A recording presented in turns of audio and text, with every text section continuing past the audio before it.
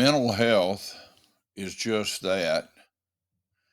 We spend a lot of time from a young age, and especially as we get older, talking about health issues. But the harsh reality is when it comes to health issues that relate to mental health, people take a different approach. They often become a little bit jaded. Um, Mental health issues are looked down upon like this person is maybe less in some way. And in part, that's understandable because when our minds are impaired, then certainly we are different in a sense. But the reality is that a mental health issue is no different than a health issue anywhere else in our body. If someone had cancer or diabetes or heart disease or broken leg, then people would show sympathy and be tuned in to what's going on with them.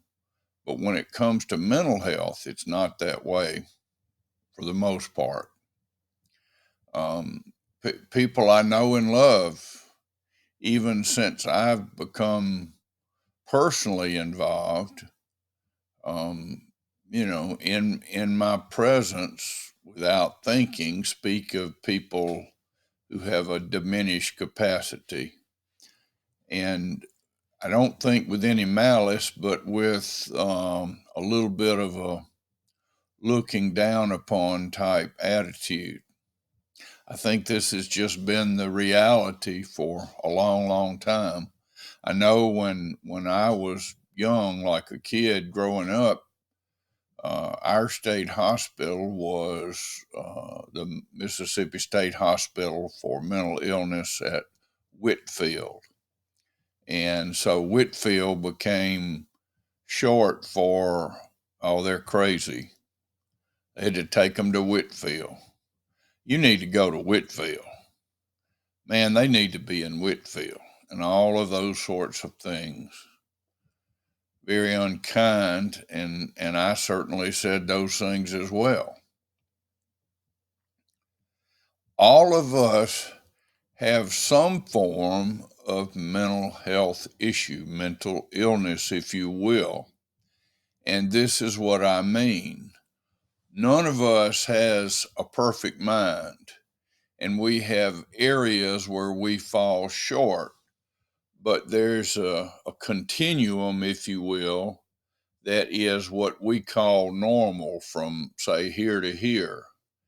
And all of us have little issues within that range, but it's when we go outside of that range that we call it mental illness. We may all at times have a mental illness for a little while, where we're thinking and living for some time period outside that boundary. But there are people who have struggles that attend them throughout their life often. And even if it's not a lifelong struggle, they have a long term struggle. I have had depression for a long time and have taken medicine for depression for a long time. And even that caused people, they just feel uneasy. I think it's kind of like what I feel sometimes. I go with my wife to a local care home or nursing home once a week to visit and share the gospel and pray with people, and she leads some beautiful singing. And when the person I'm speaking with is not comprehending, it throws me a curve. I've learned to hit that curve, so to speak, but it's unnerving to me because I'm not sure what to say. And in defense of people, I think that's part of it. We have a great shortage, a huge embarrassing shortage of mental health care focus within the healthcare industry in our country, and I think it's true likely throughout the world.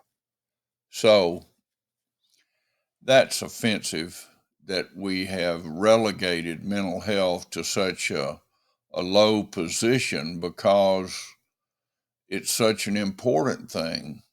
Um, our minds need care just like any other part of our body. We think of the heart as being sort of the ultimate issue. If your heart stops, your life stops. Which for a Christian, that's a good thing. It's better to be with Jesus, but it's also good to stay here. But back to mental health. When our mind stops working, our bodies continue often. And so it creates a dilemma. And if you're living with someone who has mental health issues, it can be very traumatic. I've heard that from people all the time, and I've had some experience with that personally years and years ago. And it completely disrupts the family unit or the household when that's an ongoing issue. But it's not something to be embarrassed about. It is something to seek help for. It is a time when we should even more love our neighbor as ourself. I want to loop back to the depression to give a word of encouragement to those who may have issues along those lines. Uh, People say things like, well, why are you depressed? Well, I wasn't depressed because of some particular event that I could identify. It's just something that came on, almost like a summer storm blowing in. And the interesting thing about that is I now recognize those storms. So when it starts to come, and sometimes it happens daily, fairly often it happens daily that those little storms blow up. And I think that's true for all of us. And I've learned to recognize them. And I say, I see you coming. I know who you are. And you are not truth. You are a lie. And I reject you. And I choose to engage in self talk that is positive. I am a child of the King. God has promised never to leave me nor forsake me. I can now avoid almost all of the damage of those storms by simply recognizing them and engaging in self talk about who I am in Christ Jesus and how that keeps my life where it needs to be, in a place of peace and rest, even in the midst of the storm. I hope that this has been an encouragement and a help to you. I want to return in the next episode and talk some more about Alzheimer's.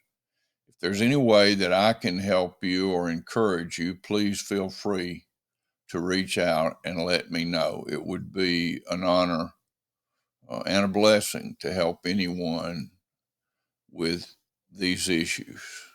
Take care. God bless you.